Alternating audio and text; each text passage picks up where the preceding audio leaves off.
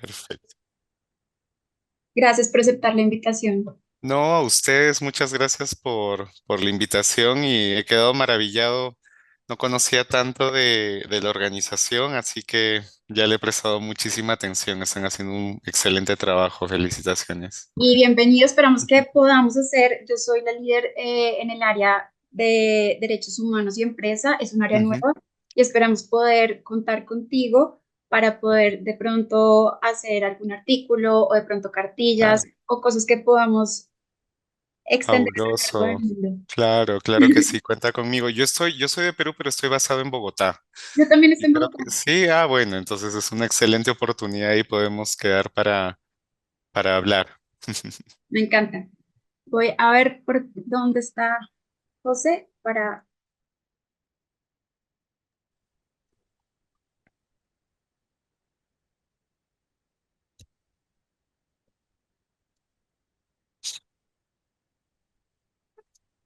que hay tanta gente que, Sí, hay mucha gente. que se, no Y, demostrar a más personas. y el formato es bastante interesante también, de primero empezar con key speakers y luego ya Abrir. dividirlo en temáticas.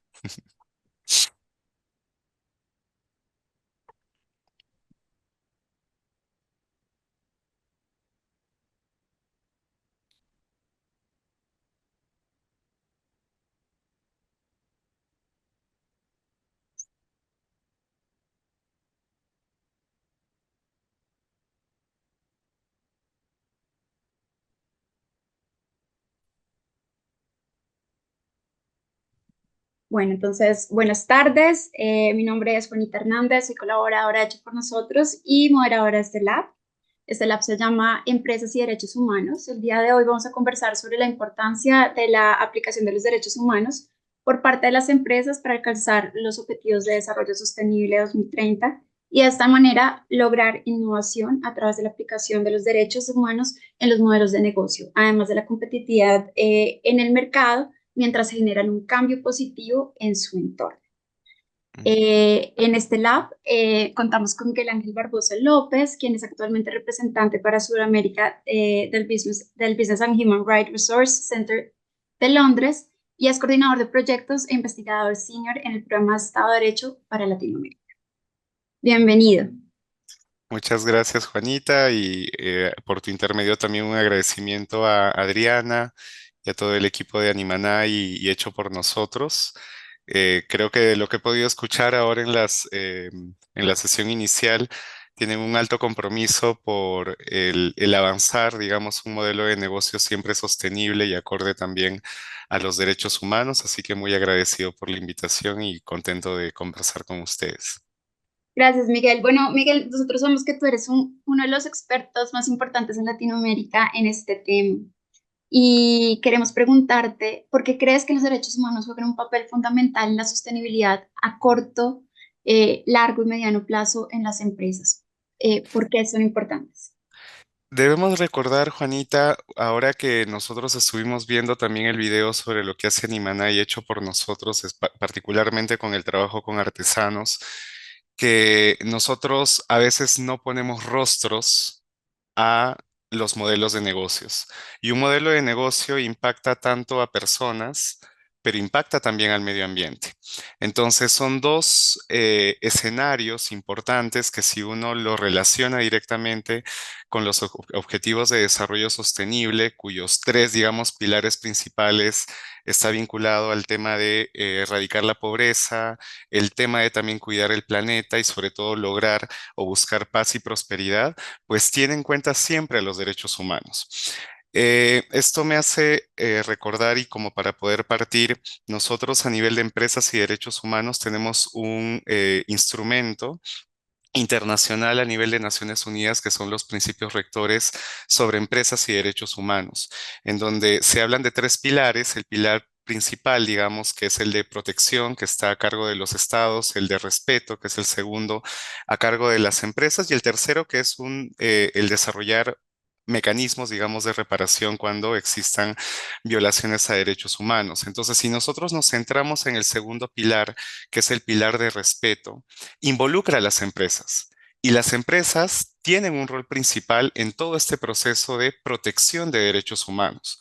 Por ejemplo, los estados, de acuerdo a los estándares del Sistema Interamericano de Derechos Humanos, no son responsables por cualquier acto de terceros, que pueden ser en este caso las empresas, salvo que tomen conocimiento razonable y previsible sobre un hecho de una empresa que puede generar una vulneración.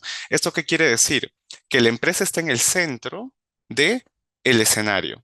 La empresa es un actor importante no solo porque aporta al Producto Bruto Interno, sino porque puede ayudar de manera positiva a los estados a poder moldear, digamos, su estructura de cómo supervisan algunas actividades empresariales en pro del respeto de los derechos humanos, y a la par las empresas tienen la obligación de poder desarrollar un modelo importante que es la debida diligencia para poder prevenir justamente que hayan impactos negativos. Entonces, si nosotros asociamos esto con estos tres pilares de los objetivos de desarrollo sostenible, teniendo como centro a la persona y también como centro al medio ambiente donde nosotros nos desarrollamos, tiene una interacción directa. Esto siempre trato yo de ponerlo, digamos, en el marco de que a veces en derecho los abogados y las abogadas ponemos en primer lugar siempre los derechos civiles y políticos, dentro del marco, digamos, de en mi opinión, una no adecuada clasificación de derechos. Ahora ya no se habla de clasificación de derechos. Pero si nosotros nos basamos en el trabajo de Animaná, con el trabajo de artesanos, con artesanas, nosotros partimos en primer lugar de respeto de derechos económicos, sociales, culturales y ambientales. Trabajo con la comunidad, en primer lugar, respetando su territorio. Ahí aplico el tema de la consulta previa libre e informada, la participación con comunidades. Ejerzo un marco de interseccionalidad. No todos los pueblos indígenas tienen el mismo sistema de vulnerabilidad. Tengo una mujer indígena que puede ser lesbiana, que puede ser una mujer en situación de pobreza, que tiene situaciones de discapacidad. Entonces, la empresa entra dentro de este escenario para poder analizar estas vulnerabilidades desde los derechos económicos, sociales, culturales y ambientales. Ambientales también porque la actividad de la empresa puede llegar a tener un impacto en caso de que no se lleven a cabo los adecuados estudios de impacto ambiental o los diferentes instrumentos de gestión ambiental y social, no solamente con comunidades, no solamente los impactos al medio ambiente, sino también los sociales. Entonces, tiene, digamos, una interrelación directa. Entonces, yo siempre parto de decir, los derechos económicos, sociales, culturales y ambientales son el centro, y sobre la vulneración de alguno de estos derechos es que recién se vinculan los derechos civiles. Porque si yo no respeto el territorio de las comunidades y de los pueblos, eventualmente voy a cometer alguna violación que puede traducirse en impactar la vida, la integridad, la dignidad individual y colectiva de una comunidad. Entonces, eso quería traer como segundo punto. Como tercer punto, quiero ponerte como algunos ejemplos para que entendamos esa interrelación entre las ODS o los Objetivos de Desarrollo Sostenible dentro de sus 17 digamos, principios con el tema de empresas y derechos humanos. El primero de ellos y que está en boga actualmente, que es la transición energética. Pasar de la quema de combustibles fósiles a la generación de energías limpias, eólica, solar, hidráulica, va a requerir que nosotros impactemos el territorio. Porque la construcción de una central hidroeléctrica o de una planta solar va a requerir de miles de hectáreas, como es lo que está pasando actualmente, por ejemplo, en México, que tiene un potencial para generar energía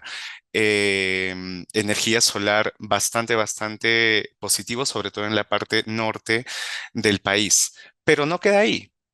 Estas nuevas energías limpias van a necesitar la explotación de minerales críticos que se le llaman para la transición. Hablo del cobre, del litio, del níquel, del cobalto, de tierras raras. Todos estos minerales están en la región andina. Y al estar en la región andina, impactan a países como Perú, Argentina, Chile, Bolivia, y particularmente el tema del litio, el famoso triángulo de litio que es Chile, Argentina, y Bolivia. Hace poco estuve en el Salar de Uyuni, justamente con las comunidades de la comunidad indígena de Tagua, y, por ejemplo, en Bolivia ya se nacionalizó el litio. ¿Y por qué yo traigo esto? porque acá tiene un componente inmenso de derechos humanos. Está el tema de la transición energética tiene que respetar los derechos humanos. Y se habla de una transición energética justa y rápida. La pregunta es justa para quién y rápida para quién. Yo no tengo que adelantar, digamos, un proceso de transición energética rápida sin tener la visión clara por parte de las comunidades y los pueblos indígenas, porque responde a una demanda de minerales para la construcción de baterías para carros eléctricos, para la construcción de las plantas eólicas hidráulicas de Occidente. ¿Sí? Entonces, tiene una relación directa. Tengo que avanzar hacia la transición, pero no tengo que dejar de lado el componente humano, el componente social, el componente ambiental. En esta comunidad de Tagua, la gente vive del turismo, porque no pueden desarrollar una agricultura potente por la altura. Desarrollan únicamente pequeños cultivos de papa para luego secarlas y se convierte en un producto andino que se llama chuño. Entonces, la transición energética es uno de los pilares que, si tú te das cuenta, relaciona el tema de los derechos humanos, el deber de debida diligencia que tienen las empresas frente a diferentes temas, frente al tema ambiental, al tema del agua. La explotación de litio demanda cantidades industriales de agua. ¿De dónde vamos a sacar el agua? Y otro pilar más de las ODS que implica la protección, por ejemplo, de la vida marítima. Muchas veces se está desalinizando el agua del mar para poder utilizarla en actividades extractivas como el cobre. En Chile y en Perú ya se utiliza mucho esto. En Perú hay un caso muy particular que es el proyecto Tía María de Southern Perú Copper Corporation, que está al sur de Perú. Y por otro lado, también la preservación de los fondos marinos para poder sobre todo extraer níquel. Colombia es un caso particular en donde ya se empezó con la extracción de minerales en el fondo o en el lecho marino. Esto es un ecosistema frágil. Entonces, tiene que ver con derechos humanos, claramente. Tiene que ver con el tema social, ambiental, etcétera. Y otro tema más que es relevante, porque al hablar de las ODS, nosotros buscamos como un objetivo la paz y la prosperidad, pero el tema del conflicto armado en Colombia, la complicidad empresarial por parte de algunos actores económicos, también ha impactado derechos de las comunidades y sobre todo también temas ambientales para poder justamente avanzar en algunos proyectos. Y solo termino con algo más en cuanto a a la primera pregunta de esta relación. Siempre cuando digo o hablamos sobre el tema de la debida diligencia y el modelo que tienen que generar las empresas de debida diligencia, que es muy sencillo. Y yo acá hablo a partir de la teoría de riesgo. Todos estamos en una situación de riesgo. Yo en esta oficina estoy en una situación de riesgo porque de repente la lámpara se me va a caer. ¿Qué es lo que pasa si se cae? Tengo que identificar ese riesgo. Luego, ¿qué tengo que hacer? Mitigarlo. Luego, ¿qué tengo que hacer? Tomar medidas, supervisarlo y comunicar. Y si en caso me han afectado a mí algún derecho, me lo tienen que reparar. En el marco de la identificación de la debida diligencia hay tres aspectos clave que dialogan con los objetivos de desarrollo sostenible y dialogan con los estándares de empresas y derechos humanos. El primero de ellos, cualquier tipo de actividad económica, como el tema que se desarrollan de textiles con artesanas y artesanos. Tengo que tener en cuenta cuál es la cadena de valor y la cadena de suministro. Para esto, ¿qué tengo que emplear? La intersectorialidad. Mi producto final está destinado a los textiles, pero necesito agua, necesito colorantes, necesito viajar, necesito personas para recursos humanos, en fin, identificar los sectores que están por debajo del sector principal. Primer punto. Segundo punto, lo que ya comentábamos al inicio sobre las comunidades indígenas, la intersectorialidad. Leer las diferentes vulnerabilidades que existen en el marco de un problema vinculado a empresas. No va a ser lo mismo que Animaná o y hecho por nosotros pueda de repente decir, bueno, yo quiero ser diligente en este proceso, voy a armar un proceso de vía diligencia para la producción de textiles de alpaca. Y yo digo, bueno, pero ¿cuáles son las personas de esta comunidad que están en situación de pobreza? ¿Cuántas tienen una situación de discapacidad? ¿Cuántas son personas adultos mayores? ¿Hay niñas, niños, adolescentes? ¿Entiendo su cosmovisión? Eso es la interseccionalidad. Y finalmente el contexto, Juanita. No es lo mismo hablar de una industria de textiles artesanos amazónicos, por ejemplo, en Mocoa, en Colombia que de artesanos indígenas amazónicos en Perú. Los contextos son completamente diferentes. Social, político, económico, el conflicto. Entonces son tres elementos que hay que considerar y con eso cerraría, digamos, mi intervención para la primera pregunta. Perdón lo largo que ha sido. No, muchísimas gracias por esto. Me encanta porque entendemos que es necesario entender tres distintos puntos para la debida diligencia y digamos que, por ejemplo, yo hablando de debida diligencia y de tener en cuenta, por ejemplo, quiénes son mis grupos de interés, quiénes están alrededor, cuál es el contexto en el que estoy efectivamente y cuáles son los riesgos de mi actividad, además del impacto que puede generar mi actividad. Para ti, por ejemplo, ¿cuáles consideras que son los mayores desafíos que las empresas sobre todo las pequeñas empresas, porque yo creo Mm, que las grandes empresas son las que de pronto tienen mucho, un poco más claro por los requisitos que se les exige de manera sí. de pronto gubernamental, pero las pequeñas y medianas empresas no lo tienen tan claro y Mm, al momento de implementarlas, creo que cuáles pueden ser los mayores desafíos y mm, cuáles podrían ser para ti unos tips de estrategias sí. en temas de implementación de derechos humanos para la sostenibilidad. Son temas muy importantes. De hecho, he podido trabajar de cerca con pequeñas y medianas empresas, particularmente en el sector minero. ¿Y cuál es el gran, el gran cuestionamiento que se da por parte de las pequeñas y medianas empresas que funciona para cualquier tipo de sector, Juanita?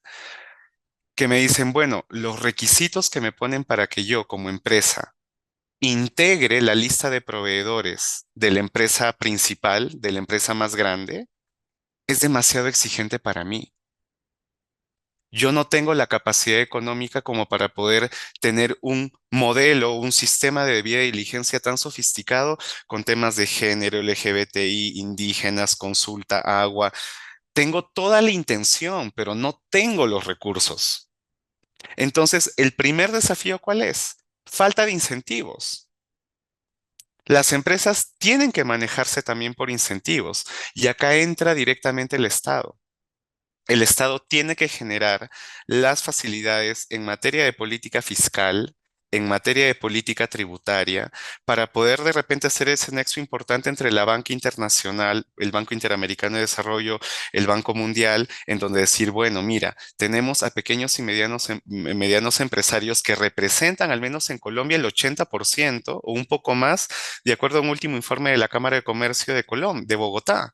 Entonces, traer la inversión, decirles, bueno, yo como Estado no tengo las posibilidades económicas para apoyar a todos, pero bueno, busco atraer esta inversión y también genero un sistema de política fiscal y tributaria que pueda darles incentivos económicos a las empresas para que en lugar de cobrar tantos impuestos, o eventualmente, pues de repente reducirlos un poco más, esto no en perjuicio de la ciudadanía, sino poder motivar e incentivar a las empresas a que puedan desarrollar modelos efectivos, eficaces y sobre todo priorizando algunas etapas o algunos temas para el desarrollo de sus actividades. Y acá entra un tema muy importante. De acuerdo al Sistema Interamericano de Derechos Humanos, los estados, de acuerdo al artículo 26 que habla sobre el desarrollo progresivo de los derechos humanos, tiene la obligación el Estado de siempre dar más en la garantía de los derechos. Yo ahí invitaría un poco a ser un poco más creativo y analítico y también crítico en poder decir de qué forma los estados pueden llegar a promover de una manera positiva que los estados fomenten incentivos económicos para que las empresas puedan desarrollar un modelo de debida diligencia que al final se va a traducir en protección de derechos.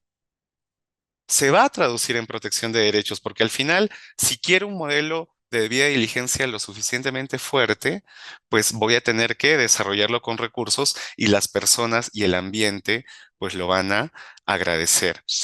Pero viene otro desafío más. ¿En qué tú priorizas como empresa?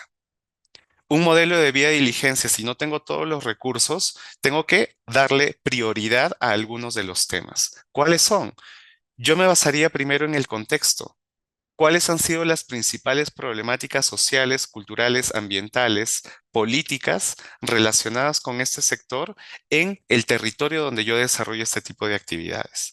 La tercera, la coordinación entre las empresas que forman parte de la cadena de suministro de la empresa principal. La empresa, una empresa grande, si una pyme, pequeña y mediana empresa, forma parte de la cadena de suministro y o de valor de una empresa principal, la empresa, pequeña y mediana empresa, puede solicitar apoyo de la empresa principal también y decirle, mira, yo estoy a portas de sacar mi matriz de riesgos o estoy a portas de fortalecer mi proceso de vía diligencia. ¿Qué experiencia tú me puedes dar con otras pequeñas y medianas empresas para que yo pueda tener en cuenta esta lección y poder avanzar? Ahora, me han tocado casos en donde pequeñas y medianas empresas tienen mejores políticas en gestión de riesgos para prevenir violaciones a derechos humanos que empresas principales o empresas o grandes empresas.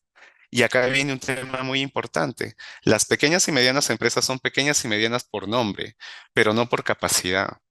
¿Qué quiere decir esto? Que también hay un fortalecimiento no solo de la empresa grande y del Estado hacia la pequeña y mediana empresa. La pequeña y mediana empresa, en la medida de las posibilidades de lo que puede realizar, también puede ser un muy buen ejemplo para fortalecer el Estado de Derecho de abajo hacia arriba, de empresa a empresa y de empresa también a Estado. Y otro desafío importante, y creo que este es uno de los principales y que ayudaría mucho a que las empresas puedan evitar, digamos, tener conflictos o problemas legales, es la transparencia.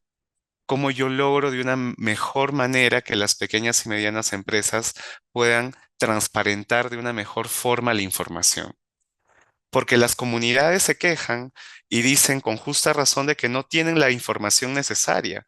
Y claro, Juanita, si a mí me dan un estudio de impacto ambiental para que me lo lea en este momento yo como abogado, no lo voy a poder leer, no voy a poder leer un estudio de impacto ambiental de 700 páginas con un lenguaje tan técnico. Imagínate las comunidades.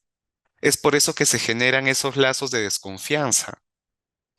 Pero por otro lado, la empresa, y de mi experiencia en el centro de información, cuando nosotros buscamos información por parte de las empresas, básicamente en los informes de sostenibilidad o en los informes que sacan o reportes de supply y de derechos humanos, que algunas ya lo están implementando, no encontramos información suficiente. Se dicen, bueno, la empresa cumple con el tema de derechos humanos, pero ¿en qué? Una empresa es pasible de recibir una queja. ¿Por qué no se transparentan esas quejas y se dice y se toma como un incentivo empresarial decir, oye, hubo una violación a derechos humanos, sí, pero esto es lo que yo estoy haciendo como para poder remediarla y que esto se vuelva parte de mi ciclo de la debida diligencia para prevenirlo? Entonces, yo creo que es eso. Y como tip, las empresas tienen que agarrarse mucho más las manos. Existen gremios, asociaciones empresariales, cámaras de comercio regionales. Si ya se conoce este tema de derechos humanos, me parece fabuloso lo que ustedes están haciendo con este lab, Juanita, de poder fortalecer capacidades, porque las capacidades las empresas las tienen.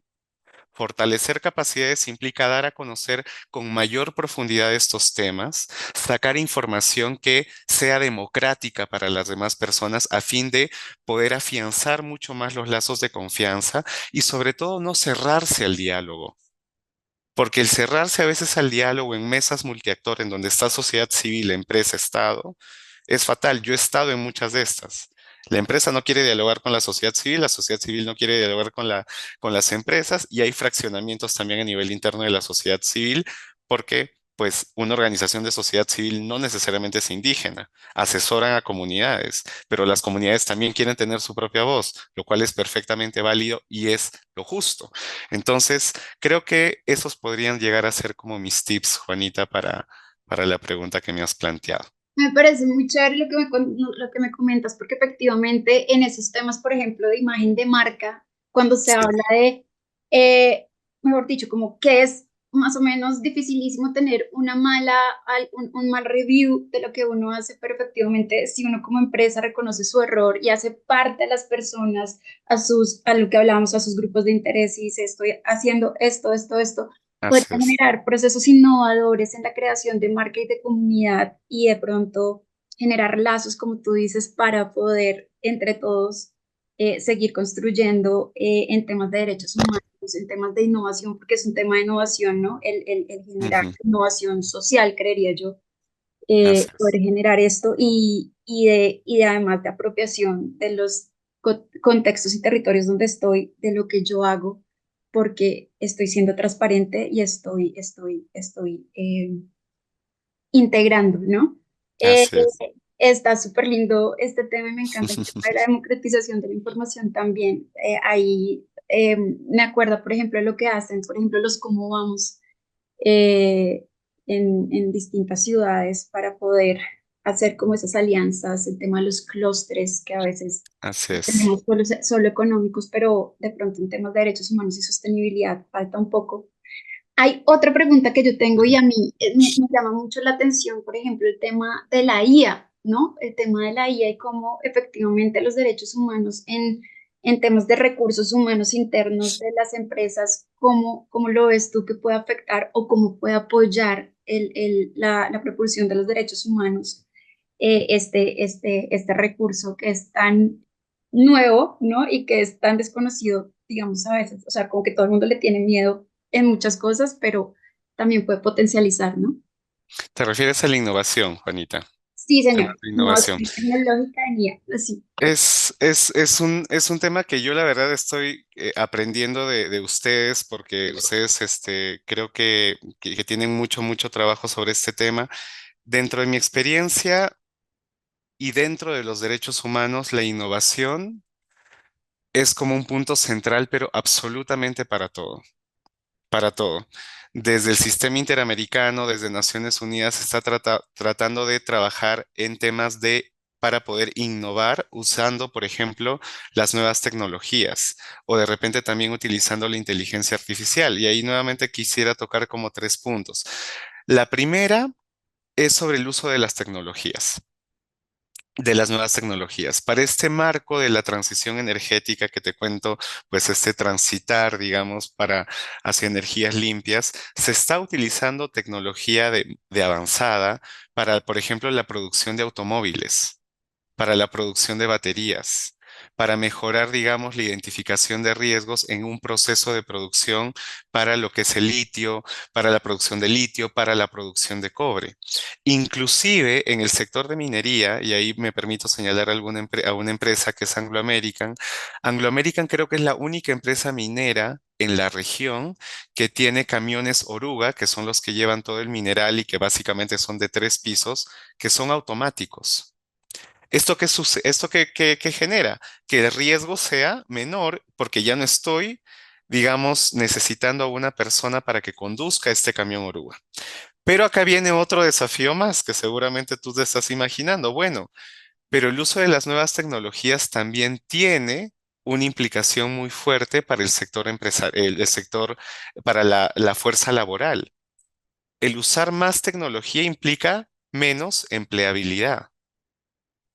Entonces, ¿cómo yo voy a ocupar ahora a esas personas que ya no van a estar manejando el camión oruga en otras actividades? Estoy automatizando los procesos para justamente evitar los riesgos. Esa es como la gran pregunta que nosotros tenemos también en derechos humanos siempre, cómo el avance de la tecnología también implica un impacto no solo para trabajadores en general, sino inclusive para trabajadores indígenas y de comunidades campesinas, porque si tenemos una actividad empresarial en una determinada zona, pues hay algunos acuerdos en las negociaciones colectivas entre la empresa y la comunidad para que haya, por ejemplo, no digo que sea siempre un 30% de empleabilidad por parte de personas de la comunidad y que se les capacita. Y con esto viene mi segundo desafío en el marco de la innovación tecnológica, y es que en verdad nosotros estamos en la capacidad como para poder contratar personas de nuestros países para que puedan emplear esta nueva tecnología. No.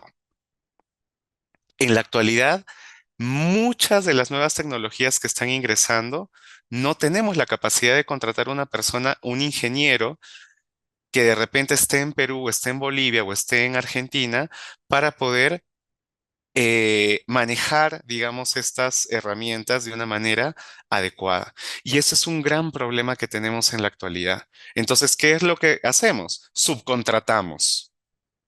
Subcontratamos a una empresa estadounidense, canadiense, australiana, inglesa, para que nos pueda capacitar sobre este tema, pero que hasta que se capacite al personal, las contrato como para que me puedan ayudar con la ejecución.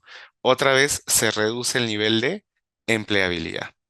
Y esto es un carácter muy importante. El segundo tema es, yo creo que utilizar la innovación implica también con estas nuevas tecnologías un mayor control del riesgo, porque sí es cierto, es mucho más fácil poder de repente tener una herramienta tecnológica y un diseño como que mucho más grande en donde yo identifique cómo va avanzando cada etapa del proceso de producción para identificar cuáles son los riesgos, actuar inmediatamente en esta identificación y poder evitar justamente violaciones a derechos humanos. Y otra parte, vuelvo al tema de la gestión de la información, porque a veces nosotros en la gestión de la información no estamos utilizando nuevas tecnologías. Y cuando digo no estamos utilizando nuevas tecnologías es porque para un tema de gobernanza por parte del Estado, el Estado tampoco tiene las mejores tecnologías. Las empresas muchas veces están como años luz versus el Estado. Entonces, si yo como empresa tengo la capacidad de instalar vía la innovación un sistema de gestión de la información adecuado, al día, con todos los exámenes de salud ocupacional de las personas trabajadoras, pero no tengo la posibilidad de poder enviarle en documentos tecnológicos, en información y en momento real al Estado esta información pierde valor todos los días. Porque el impacto que yo identifico hoy lo debería estar notificando hoy, no 5 días o 6 días o 7 días después. Y viene el tema del fortalecimiento que te decía de abajo hacia arriba. Una empresa puede decirle, oye, Estado, te jalo las orejas porque tú no tienes un sistema coordinado conmigo. Y por lo tanto, si un pueblo, una comunidad o alguna persona afectada te pide información real sobre lo que yo estoy haciendo, tú no se la vas a poder dar. Entonces, este es un problema. Y otro tema muy importante, sobre todo para quienes trabajan con personas, con pueblos y comunidades, es cómo yo hago democrática la información a través de la innovación. Innovar no solamente implica de que yo utilice los mejores temas, medios tecnológicos, por ejemplo, un traductor o un intérprete virtual. La gente necesita conocer la información en sus propios idiomas y lenguas originarias. Y para esto vuelvo yo a traer estos tres elementos que te mencionaba de la debida diligencia. Yo no le voy a dar un texto impreso sobre lo que está siendo hecho por nosotros en Guna a las poblaciones Guna Yala de Panamá, porque el 40% de los sabios y sabias de Gunayala no leen, escuchan. Entonces, ¿por qué yo no puedo utilizar la innovación con los medios tecnológicos para que en lugar de traducir tanto, yo pueda producir audios o información también audiovisual para las comunidades? Esto es algo de innovación y se presenta siempre, pero actualmente no se está haciendo. Nosotros hicimos un esfuerzo muy grande para poder traducir un manual de pluralismo jurídico al Gunayala en Panamá, al Maya Quiché de Guatemala, al quechua cusqueño, porque el quechua tiene también como diversos tipos de quechua, para Perú, el guaraní en Paraguay y el mapudungún en Chile. Es un esfuerzo. Pero como nosotros éramos primerizos en este tema, cuando llegamos a las comunidades en Panamá, nos dijeron, por gusto nos traes un texto impreso porque no lo van a leer. Entonces, creo que la innovación en estos temas en derechos humanos parte, Juanita, de poder tender puentes de colaboración para poder hacer accesible la información y por fin hablar de democratizar, pese a que no existe el verbo, o hacer democrática la información en temas de empresas y derechos humanos. Y esto tiene relación directa con los 17 principios de los objetivos de desarrollo sostenible. Absolutamente todo. Y yo utilizaría el último, que es el objetivo 17, generar alianzas. Las empresas pueden generar alianzas con la innovación, pueden hacerlo. Y sobre todo las empresas también pueden innovar en temas de justicia. En los casos en los que las empresas estén involucradas legalmente, que una empresa presente información en el lenguaje indígena, obviamente avalado por personas acreditadas en este idioma, puede jalarle las orejas al sistema de justicia y decirle, oye, pluralismo jurídico. Entonces, esas yo creo que serían como mis reflexiones sobre la tercera pregunta, Juanita. Me encanta porque cambiamos el tema de innovación de tecnología a poder acercarnos a Ujú, una cantidad de innovaciones que ya tenemos a la mano desde hace mucho tiempo y que no las estamos usando para acercarnos y para transmitir esa información y para efectivamente hacer valer la voz y ujú, de los demás sí, grupos.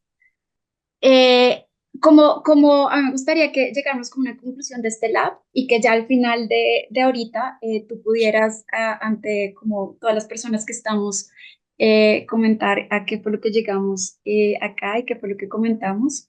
Digamos que para mí lo principal en esto es la debida diligencia, entender los contextos, ujú, generar alianzas, poder democratizar la información, ser transparentes y sobre todo podernos, como entre todos, o sea, ujú, como no solo esperar que el Estado tome la decisión, sino poder poner nuestros puntos, nuestras propias acciones a funcionar a partir de lo que encontramos, que no tiene que ser gigante, sino ujú. pueden ser pequeñas acciones que poco a poco van impactando. No sé, ¿tú cómo lo cerrarías? Completamente de acuerdo. Quizás únicamente decirte, Juanita, tenemos que nosotros reconocer, y hablo de nosotros en el marco, digamos, ustedes también como empresas o asesorando, digamos, empresas, tenemos que entender que el hablar de personas y del ambiente y del cambio climático, porque está muy relacionado, parte de un sistema complejo.